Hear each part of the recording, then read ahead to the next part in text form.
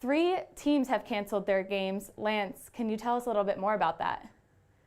Yeah, with COVID-19, I mean, we're going to deal with that throughout. It's very disheartening for these guys who put in so much work. But the latest today, in fact, this morning, Boys Ranch announced that they will not be playing Shamrock. So that game's been canceled. Earlier in the week, we found out that the big Shallow Water at Childress matchup is being canceled. Shallow Water reporting that they have COVID cases. And then, of course, the 6-man matchup, Valley versus Jayton, was announced that won't be in place. So that's 3 games. That's a lot, Claudia. So we'll see. I think we'll continue to see this, but I'm not a doctor, so I'm not going to freak out about it. Well, we'll keep everyone posted, but why don't we talk about games that actually did happen last week? We'll start with Lubbock Estacado at Canyon. Big matchup, and Canyon, kind of the unexpected team here, comes out and wins 38-0. Tell me a little bit about your thoughts on those games, guys. Evan, you can start. Hey, well, Canyon had a great game. We heard from Coach Blake Bryant. They didn't score more than 70 points this time, but hey, the defense improved dramatically according to Bryant. He says that he's a little worried about Borger with that 3-5-3 scheme. I don't think Canyon should be worried at all because they've got 2 guys, Jay DeFore, who's still a monster in the pocket, and then Brody Cook. That guy has put on so much weight, so much muscle, and become so much better that I don't think anyone's going to be able to stop him, especially with that big offensive line. And they showed it in that game against Lubbock Estacado. Evan loves that offense, Claudia. Evan loves that offense. But we got to talk some D real quick. They put the goose egg up. Evan, Zippo, nothing. Estacado, the Mats are known for their speed. But before Canyon had scored an offensive touchdown, it was already 14-0 in favor of the Eagles. They get a drop punt in the end zone. And then my guy, the linebacker, Rafe Butcher, we interviewed him on the wrap-up afterward, romped 73 yards for a pick. He had 9 tackles and a sack. So let's talk D, and that's why Borger's in trouble, is because of Canyon's defense this week. Well, let's talk another team now that also had a good game last week. Canadian, as usual, doing what they do best, beat Bushland 46-19. What do you guys think of that game? Lance, you can start. Yeah, well, I mean, let's face it, Claudia, Bushland caught Canadian at the wrong time. They were coming off a loss. How often does that happen? Maybe once every 2 years. It's that tough. But Joshua Colwell, the quarterback for the Wildcats, put it on him pretty bad. 19 of 31, 302 yards, and 5 touchdowns, got up to a fast start.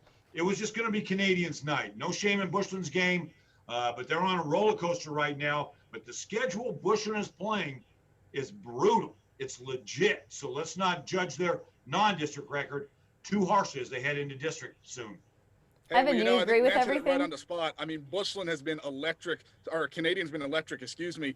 But Bushland, I just feel bad for them because that schedule is so tough. They're playing not just 1, but 2 ranked teams in the first 3 games. And then, I mean, look, they lost against Brock, took a tough loss, and now they took a tough loss against Canadian, who's got everything going for them, defense and offense. So there's a reason why Canadian's still number 1 despite having that loss to Iowa Park. But Bushland, they're going to get it together. Don't be shocked if they rack together a couple more wins in the next couple weeks.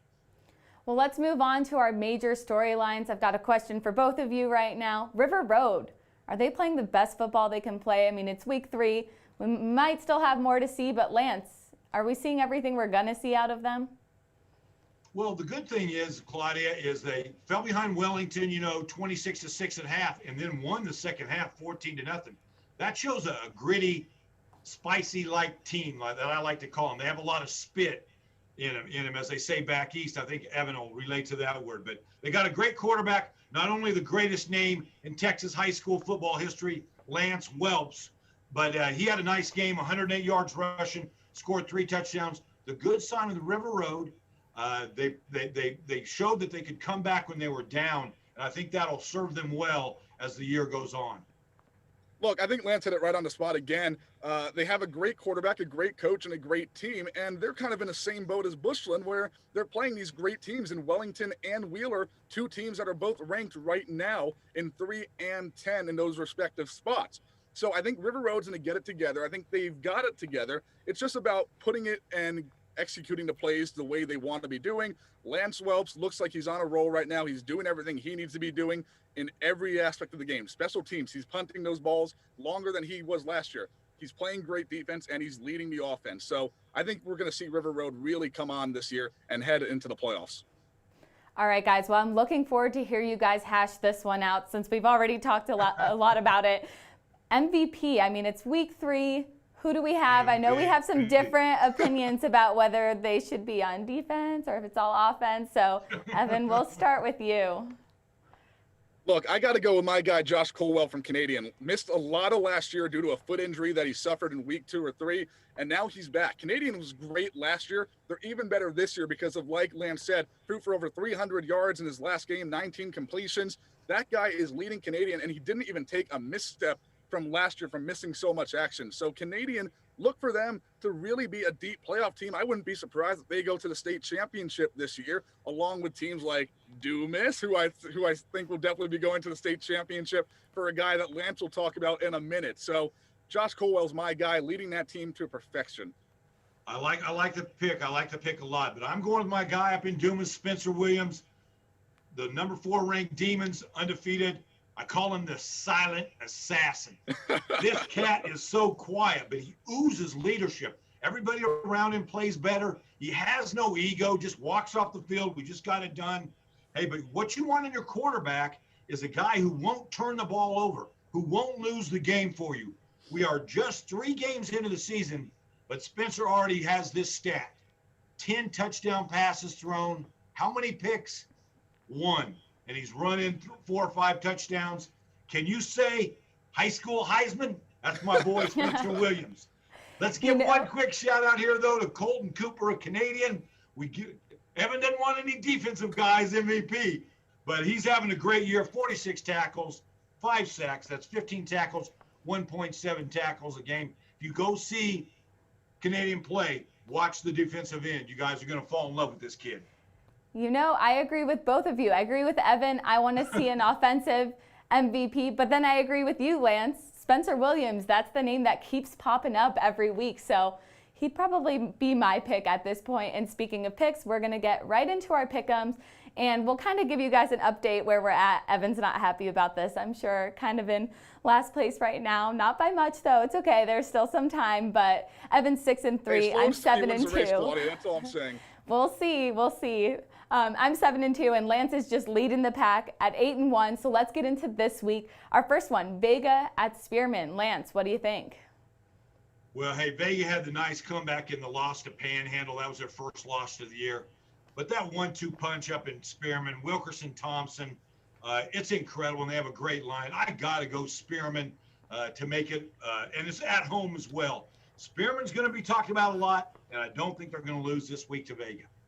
No one's stopping Spearman. That's all I'm saying. Brennan Thompson and Jack Wilkerson. He was another name that Lance put up for MVP this year so far, the Spearman QB. But Brennan Thompson, with over 25 offers to play college ball, that kid is a stud, and I don't think anyone's taking Spearman down. And I'm going with my strategy to win, so I'm not picking what you guys are picking. I'm going Vega because I'm just trying to get ahead here, so that's what I'm going to do. But our next matchup, we actually just switched it up because we lost a game in our original pick'ems lineup. So we're going Canyon at Borger. Canyon's been on a pretty good streak so far. So what do we think, guys? Evan, you can start. Pretty good is an understatement, Claudia. Scoring 71 points in their season opener and then scoring 38 against Lubbock Estacado. Like Lance said, the defense has been spectacular, but also the offense has been superb as well. So I got to go Canyon all the way, even though Blake Bryan says he anticipates some trouble with that Borger defense with the scheme they've been running. Yeah, the 3-man front, you're right. Borger's 0-3, but they're much improved under second-year coach Dwayne Tolliver. But Pampa put 56 on the Bulldogs last week in that rivalry game. Canyon looks every bit as good as Pampa. Guys, Canyon is ranked number 10 in the state for one very good reason. They're that good. Canyon's going to take this game.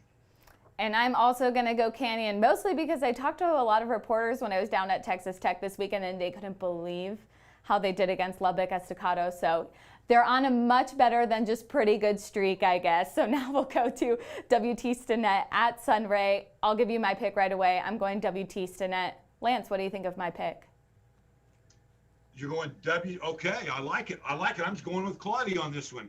Hey, and real quick, if your thing is quarterback play, Evan's that offensive guy. You have to show up to this game. You have two of the great quarterbacks, Tate DeBoer of Sunray. That's why they're 3-0.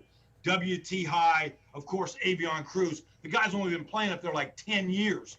I mean, he can scat. Know this, W High's 2 losses are to Stratford and Canadian. No shame in that game. I'm going with W.T. High to knock Sunray from the unbeaten ranks. I got to go WT as well. Avion Cruz is my guy up there in my top 5 list of quarterbacks in the entire panhandle of Texas. I mean, he's just electric. And when Avion Cruz gets room outside of the pocket to run, your team is in trouble. He will stretch those linebackers thin and also find room down the field to launch the ball a country mile. So I'm going WT every single time. All right, guys, and now we're going to quickly get into Lance's famous shout-outs. What do you got for us this week, Lance? Hey, there's 16 teams still undefeated. You know, we have Dumas and Canyon and Wellington kind of expected. But let's give love for some feel-good stories with Sunray, Shamrock, and Tulia. They're also undefeated, and that's a surprise. And I just want to give the shout-out. Dave Campbell's football real quick. Tip of the cap. Class 2A Division II Texas Panhandle teams getting massive respect. Wellington, number 3. Stratford, number 6. Clarendon, number 7. And Wheeler, number 10. And finally, the boldest production you're ever going to hear out of any sports talk show in all of the state of Texas in 2020. Boys Ranch, as we reported, will not be playing this week. They have the week off. Boys Ranch has lost 40 games in a row. That streak will end when they play the Booker Kiowas in 2 weeks. The last Boys Ranch win, September 16th, 2016. Well, that's going to do it for us. I guess I'll give my shout outs real quick to Brady, our producer, Caitlin, and our digital team. Guys, you just listened to The Breakdown with Claudia Faust, Lance Launer, and Evan Abramson. That was The Breakdown, but stick with us on Friday night when we wrap it all up. Thanks for joining us.